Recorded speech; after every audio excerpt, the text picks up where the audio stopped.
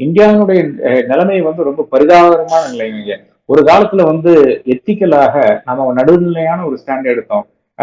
அதே மாதிரி எந்த இடத்தில் வந்து யார் யாரை தாக்குகிறார்களோ அந்த அக்ரஸருக்கு எதிரான ஸ்டாண்ட் எடுத்தோம். இன்னைக்கு அதற்கு வழி இல்லாமல் நாம் வந்து தத்தளித்துக் கொண்டிருக்கிறோம். இன்னைக்கு இஸ்ரேலை சப்போர்ட் பண்ண வேண்டிய ஒரு தளபதியில் வந்து உட்கார்ந்து கொண்டிருக்கிறோம். ஏன்னா அவன் தான் பெகாசஸ் எல்லாம் இந்தியா கொடுத்துட்டு இருக்கான். அப்போ இல்லை என்றால் இங்க தகவலை நின்றுவிடும் என்ற ஒரு நிலை இருக்கிறது.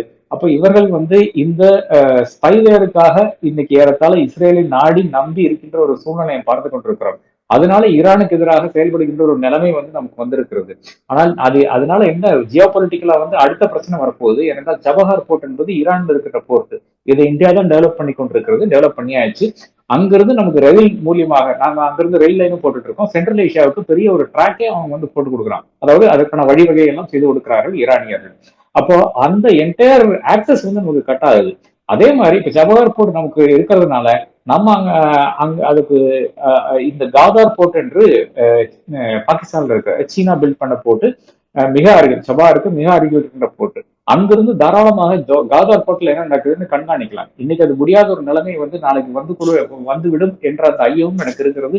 ஏனென்றால் தொடர்ந்து நாம ஈரானை புறக்கணித்துக் கொண்டு இஸ்ரேலை வந்து அரவணைத்துக் கொண்டிருந்தால் நிச்சயமாக ஒரு நாள் போயிட்டு வாடான்றுவான் அவனும்.